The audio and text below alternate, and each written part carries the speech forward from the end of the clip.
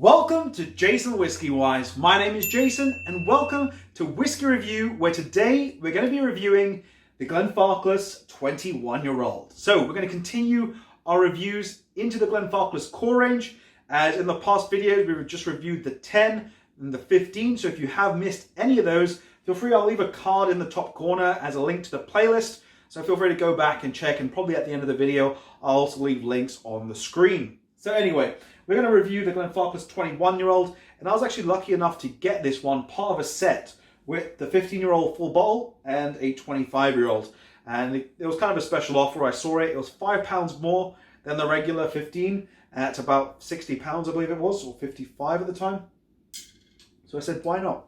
You get to try a 21 and a 25-year-old. It's a good offer. And maybe, you know what, if I like it, I can go and dive into buying a full bottle. So I'll pour ourselves a dram, and let's begin by reviewing the Glenfarclas 21-year-old. So with my review style structure, this is a 21-year-old whiskey. It's bottled at an ABV of 43%, so a little bit less than the 15, which is bottled at 46%. And I'm actually going to see at the end of the video if I can do a little comparison, because I'm doing this all one after another, so I can tell you exactly the differences between each and every dram. Now, the distillery itself is the Glenfarclas Distillery. They're owned by a family company called J&G Grant, and they're located in the Speyside region of Scotland. Now, it was actually when I was up in Scotland 2 years ago, driving through Speyside, we actually missed the Glenfarclas Distillery because it was a Sunday, and not a lot of distilleries are open on a Sunday, but I did manage to pop into Tomatin on the way back down through the A9, as we got a little detour and a bit lost as well. But hopefully, fingers crossed, next time we can go and visit the Glenfarclas Distillery. So this one, in terms of exclusivity, it's not exclusive as it's part of the core range.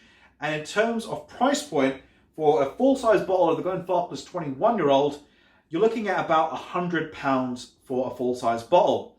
Now, if I did this review straight after the Glencadam series last year in April, May, a full-size bottle would cost you about £89 to £92. The price has actually gone up by almost 10% in the last year. So see it what you may, but a lot of brands at the minute are lifting their prices, especially on aged stock. So without further ado, let's dive into the nose of this whiskey. Into the nose. There's quite a noticeable difference between the Glenfarclas 21 and the Glenfarclas 15, but I'll get to that at the end of the video. Starting things out on the nose, a lot of red berries, red fruits. And as you leave it longer on the glass, you get more of this. To me, I feel it's more dominant on that sort of vanilla yogurt, where it's got I more or less push it more towards, say, like a Greek yogurt, a vanilla Greek yogurt, laced over the top with a nice serving of a nice aromatic floral honey. And then you get these generous amounts of berries which are just dripped over the top. And it reminds me actually of frozen raspberries. You know when you get them out of the freezer, they're in the bag, and you put them into a bowl and they start sort of almost leaking their own juices. That sort of sweetness from the raspberries. Dark cherries. And it goes a lot more into those red berry notes on the actual sort of end of this nose of this one.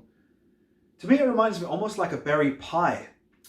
So like you've cut the pie and you've got this nice different mixture of berries, a dusting of icing sugar over the top to add a sweeter note. And there is even a little bit of apple. And for me, this reminds me more specifically of a pink lady apple, a nice ripe pink lady apple. With it on the end, actually, it changes. It changes very softly, and it's got a nutty note. And this nutty note is more like walnuts, oily walnuts, but more like if you're opening a packet of oily walnuts and you just get that aroma coming off it. And even cashew nuts. Originally, when I first nosed this, I thought I was getting peanuts, but it's more like cashew nuts and oily walnuts on the nose. So without further ado, let's get into the palate and see what we can explore on the palate of this whiskey. Slanger. So first impressions on the palate for this whiskey. The Glenfarclas 21, texture-wise, is more of a light medium texture. It's not as rich as, say, the 15-year-old, and it's not as light as a 10-year-old. I'd say it's somewhere in between in terms of texture on the palate.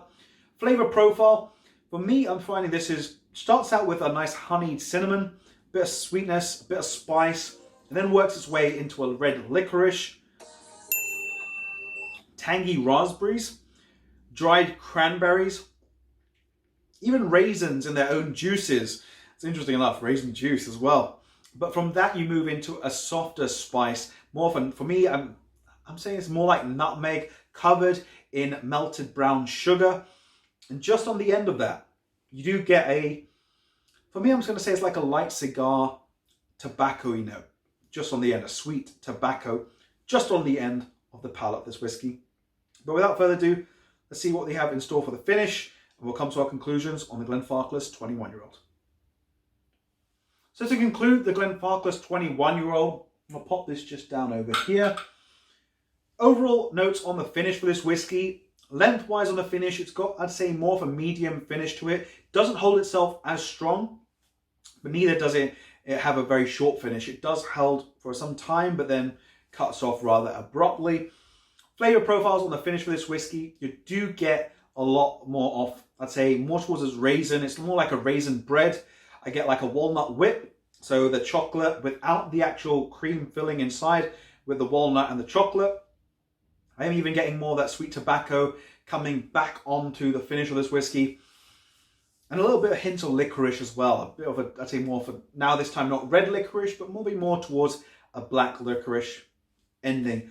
And as it dries, again, this drying note seems to be rather consistent of like a black tea on the sides of the palate.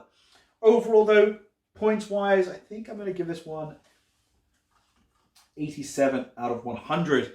For me, this is a very nice dram. It's got a lot of nice flavor profiles. However, for me, again, it's just the finish for this whiskey. It just seems to pull it down quite a bit. Again, in terms of value for money, and I've got to put this again into a different perspective. Now it's at £100. To me, I feel that's a little bit over what I'd want to pay for it, but it's moving with the current day trends where a lot of 18-year-old whiskies, for example, are about £90. So it can be expected. However, for me, £100 still thinks it's a bit high, but for this whiskey, the whiskey does have a nice profile to it. In terms of does it need time, does it need water? For me personally, I don't think this whiskey does need any water, because I feel already with the current medium light texture, it will just push it down a bit too much and make it very watery. As for time, I'd say play around with this one. Give it a bit of time, use a Glencairn, maybe use a blender's glass, and see exactly what you can find on this dram. But if you guys have any tasting notes, leave them down below in the comment section. I want to see what you guys think of the Glenfarclas 21-year-old. And without further ado, I'll wrap the video up with that. If you guys have enjoyed, drop the video a like. Be sure to hit the subscribe button, which I'll leave over there. And I'll also leave some other videos up on screen. Feel free to go and click them. But this has been me, JasonWhiskyWise, and I'll catch you for the next video. Slàinte.